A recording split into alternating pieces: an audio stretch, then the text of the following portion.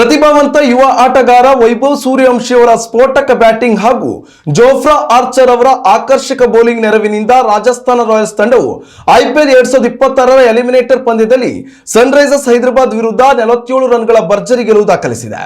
ಈ ಮಹತ್ವದ ಜಯದೊಂದಿಗೆ ರಾಜಸ್ಥಾನ್ ತಂಡವು ಫೈನಲ್ ಪ್ರವೇಶದ ರೇಸ್ನಲ್ಲಿ ಜೀವಂತವಾಗಿ ಉಳಿದಿದ್ದು ಮುಂದಿನ ಕ್ವಾಲಿಫೈಯರ್ 2 ಪಂದ್ಯದಲ್ಲಿ ಗುಜರಾತ್ ಟೈಟನ್ಸ್ ತಂಡವನ್ನು ಎದುರಿಸಲು ಸಜ್ಜಾಗಿದೆ. ಇತ್ತ ಸನ್ರೈಸರ್ಸ್ ಹೈದರಾಬಾದ್ ತಂಡದ ಪ್ರಶಸ್ತಿ ಕನಸು ಅಧಿಕೃತವಾಗಿ ಭಗ್ನಗೊಂಡಿದೆ.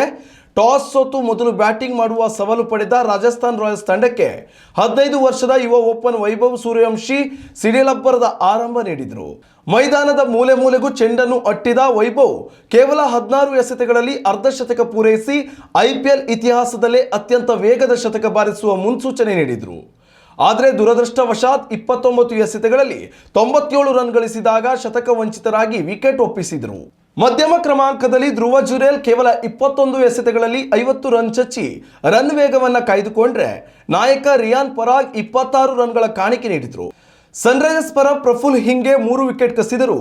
ರಾಜಸ್ಥಾನ ರಾಯಲ್ಸ್ ನಿಗದಿತ 20 ಓವರ್ಗಳಲ್ಲಿ 243 ರನ್ಗಳ ಬೃಹತ್ ಮೊತ್ತವನ್ನು ಪೇರಿಸುವಲ್ಲಿ ಯಶಸ್ವಿಯಾಯಿತು.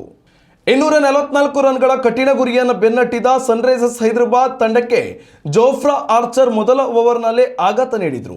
ಸ್ಫೋಟಕ ಬ್ಯಾಟ್ಸ್ಮನ್ ಅಭಿಷೇಕ್ ಶರ್ಮಾ ಅವರನ್ನು ಶೂನ್ಯಕ್ಕೆ ಔಟ್ ಮಾಡಿದ ಆರ್ಚರ್ ಸನ್ರೈಸರ್ಸ್ ನಿರಂತರವಾಗಿ ವಿಕೆಟ್ ಕಳೆದುಕೊಳ್ಳುವಂತೆ ಮಾಡಿದರು.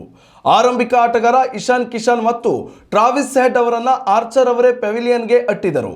ಮಧ್ಯಮ ಕ್ರಮಾಂಕದಲ್ಲಿ ನಿತೀಶ್ ಕುಮಾರ್ ರೆಡ್ಡಿ ಮತ್ತು ಸಲೀಲ್ ಅರೋರಾ ಸಣ್ಣ ಹೋರಾಟ ನಡೆಸಿದರು. ರವೀಂದ್ರ ಜಡೇಜಾ ಈ ಇಬ್ಬರನ್ನ ಔಟ್ ಮಾಡುವ ಮೂಲಕ ಹೈದರಾಬಾದ್ ತಂಡದ ಕೊನೆಯ ಭರವಸೆಯನ್ನ ಮಣ್ಣು ಪಾಲು ಮಾಡಿದರು.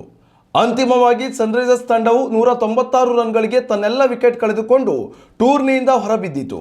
ರಾಜಸ್ಥಾನ್ ರಾಯಲ್ಸ್ ತಂಡವು ಮೇ 29ರಂದು ನಡೆಯಲಿರುವ ಕ್ವಾಲಿಫೈರ್ 2 ಪಂದ್ಯದಲ್ಲಿ ಗುಜರಾತ್ ಟೈಟನ್ಸ್ ವಿರುದ್ಧ ಸೆಣಸಾಡಲಿದೆ. ಉತ್ತಮ ಸಂಸ್ಕಾರಯುತ ಶಿಕ್ಷಣದೊಂದಿಗೆ VSS English medium CBSE school Udupi Muddur. ನರ್ಸರಿಯಿಂದ 10ನೇ ತರಗತಿವರೆಗೆ ಶಿಕ್ಷಣದ ಜೊತೆಗೆ 5ರಿಂದ 10ನೇ ತರಗತಿವರೆಗಿನ ವಿದ್ಯಾರ್ಥಿನಿಯರಿಗೆ ಉತ್ತಮ ಹಾಸ್ಟೆಲ್ ಸೌಲಭ್ಯವೂ ಇದೆ. ನಿಮ್ಮ ಮಕ್ಕಳ ಪ್ರವೇಶಾತಿಗಾಗಿ ಈ ಸಂಖ್ಯೆಗೆ ಕರೆ ಮಾಡಿ.